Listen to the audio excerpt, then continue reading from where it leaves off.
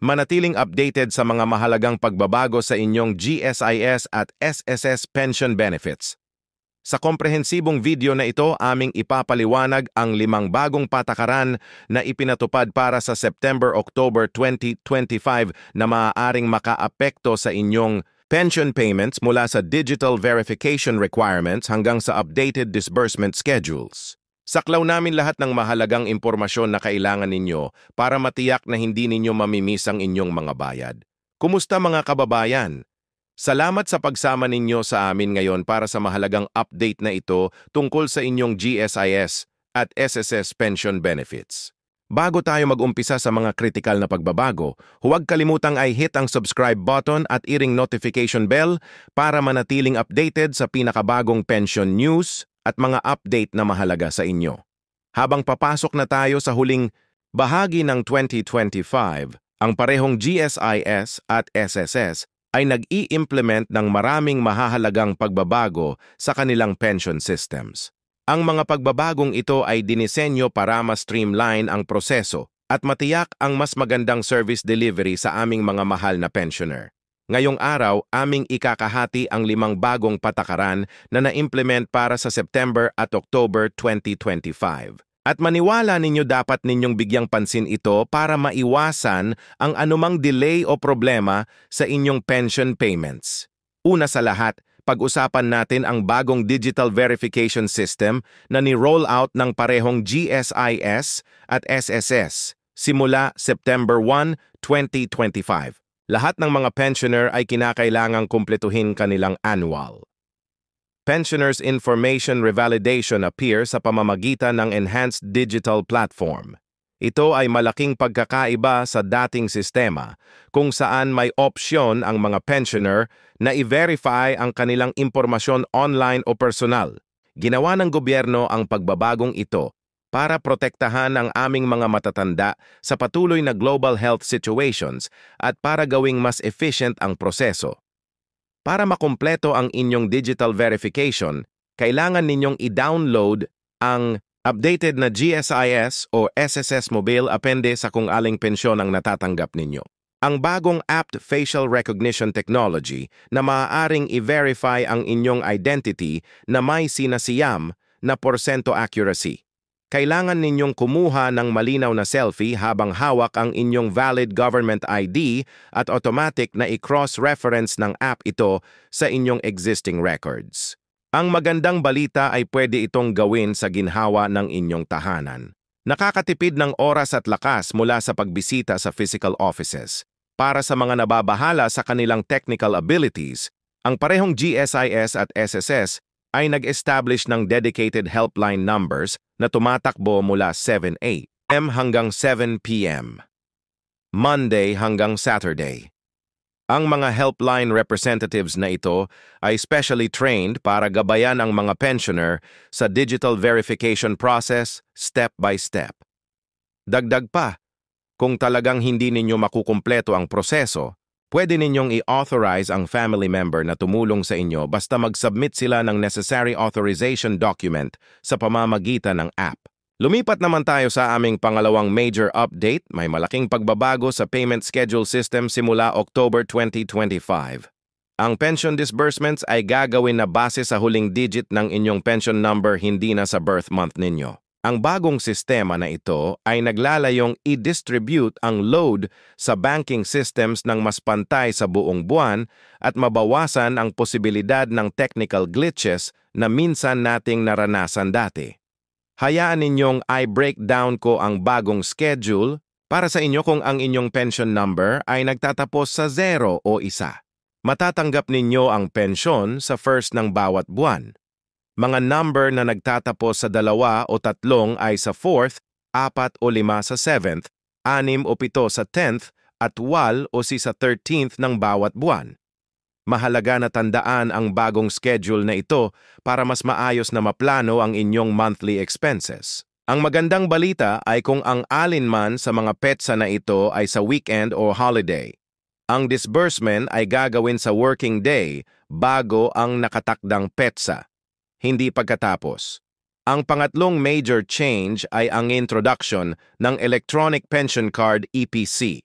Sa October 31, 2025, lahat ng mga pensioner ay dapat nakapag-switch na sa bagong system na ito.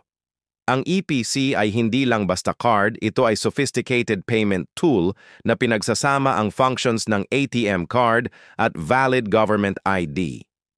Ang bagong card na ito ay may enhanced security features. Kasama ang chip na nag-store ng inyong biometric data at special coating na halos imposibleng gayahin. Para makuha ang inyong EPC, kailangan ninyong bisitahin ang anumang GSIS o SSS officesa pagitan ng September 1 at October 31, 2025. Siguraduhin, dalhin ang inyong dating pension ID at anumang valid government ID.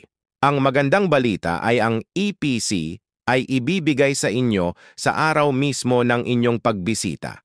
Para sa mga nakaretay sa kama o hindi makakabiyahe, nag-arrange ang GSIS at SSS ng home delivery ng EPC. Pero kailangan ninyong mag-schedule nito sa pamamagitan ng kanilang respective websites or mobile apps nang hindi bababa sa 2 linggo bago. Ngayon, pag-usapan natin ang ika-4 na malaking pagbabago, ang bagong pension adjustment system. Ang parehong GSIS at SSS ay nag-implement ng Automated Cost of Living Adjustment COLA mechanism na magiging epektibo sa October 2025. Ibig sabihin, nito ay ang inyong pension amount ay automatic nang maa-adjust base sa inflation rate na inireport ng Philippine Statistics Authority. Ang adjustment ay gagawin quarterly. Tinitiyak na ang inyong pensyon ay mapapanatili ang purchase ng power kahit may economic changes. Halimbawa, kung ang inflation rate para sa nakaraang quarter ay 30%, ang inyong pensyon ay automatic na tataas ng parehong percentage. Ang adjustment na ito ay makikita sa inyong pensyon na hindi na ninyo kailangan mag-file ng karagdagang paperwork o gumawa ng anumang request. Ito ay welcome development dahil nawawala na ang pangangailangan ng mga pensioner na maghintay sa congressional approval para sa pension increases tulad ng dati. Ang ika-5 at huling major change ay tungkol sa survivorship benefit claims process. Simula September 2025, ang mga surviving spouses or dependents ay pwede na nang mag-file ng kanilang mga claim entirely online. Ang bagong system na ito ay malaking nabawasan ng processing time mula sa dating 6 na hanggang si days hanggang sa L hanggang 30 days lang. Ang pangunahing requirement ay lahat ng supporting documents ay dapat i-upload sa high-resolution digital format at ang claim ay dapat available para sa video verification call kasama ang GSIS o SSS representative. Ang online survivorship claims portal ay magre-request ng mga sumusunod na dokumento: digital copy ng death certificate, marriage certificate para sa mga spouse, birth certificates para sa dependent children, at proof of bank account ownership. Lahat ng dokumento ay dapat nasa PDF format at dapat malinaw na mabasa. Ang system ay magre-request din na mag-submit kayo ng video statement hindi hihigit sa 3 minuto na nagpapaliwanag ng inyong relationship sa namatay na pensioner at nagkukumpirma ng inyong claim sa mga benefits. Magkaroon tayo ng sandali para pag-usapan ng mga mahalagang reminder tungkol sa mga pagbabagong ito. Una, siguraduhing updated ang inyong mobile number at email address sa GSIS o SSS system. Lahat ng mahahalagang notification tungkol sa mga pagbabagong ito ay ipapadala sa pamamagitan ng mga channel na ito. Pwede ninyong i-update ang contact information ninyo sa pamamagitan ng mobile app o sa pagtawag sa helpline. Pangalawa, kung hindi pa ninyo ginawa, mag-set up na ng inyong bank account para sa electronic fund transfer. Sa January 2026, lahat ng pension payments ay gagawin exclusively sa pamamagitan ng bank transfers, walang check o counter payments na available pa. Ito ay bahagi ng mas malaking initiative ng gobyerno na i-digitize lahat ng financial transactions. Pangatlo, ingatan ang inyong EPC ng mabuti. Hindi tulad ng dating pension ID. Ang pagpapalit ng nawalang o nasira na EPC ay magiging mas komplikadong proseso at may waiting period na up to 30 days. Ang replacement fee ay naitakda din sa malaking halaga para hikayatin ng mga pensioner na alagaan ng mabuti ang kanilang mga card. Para sa mga nababahala sa mga digital transitions na ito, ang parehong GSIS at SSS ay magkakaroon ng free online at in-person training session sa buong September at October 2025. Ang mga session na ito ay sa close sa lahat mula sa paggamit ng mobile app hanggang sa pagprotekta sa sarili mula sa online scams. Pwede kayong mag-register sa mga session na ito sa pamamagitan ng kanilang respective websites o sa pagtawag sa kanilang helpline numbers. Tandaan na ang mga pagbabagong ito ay ini-implement para gawing mas efficient, secure at convenient ang pension system para sa lahat ng beneficiaries habang may mga initial adjustments na kailangan. Ang mga improvement na ito ay magiging dahilan ng mas magandang service, delivery at proteksyon ng inyong pension benefits. Bago natin tapusin, mag-quick recap tayo ng mga mahahalagang petsa na dapat ninyong tandaan September 1, 2025, simula ng mandatory digital verification. October 1, 2025, implementation ng bagong payment schedule. October 31, 2025, deadline para sa EPC conversion. September hanggang October 2025, available ang free training sessions. Kung nakatulong sa inyo ang impormasyon na ito, please huwag kalimutang mag-like ng video na ito at mag-subscribe sa aming channel ay hit ang notification bell para manatiling updated sa mas maraming pension news at mga update. Tandaan, nandito kami para tulungan kayong manavigate ang mga pagbabagong ito at matiyak na patuloy kayong makakakuha ng inyong pension benefits nang walang interrupt ayon. Gusto naming marinig ang inyong mga saloobin at tanong tungkol sa mga bagong pagbabagong ito.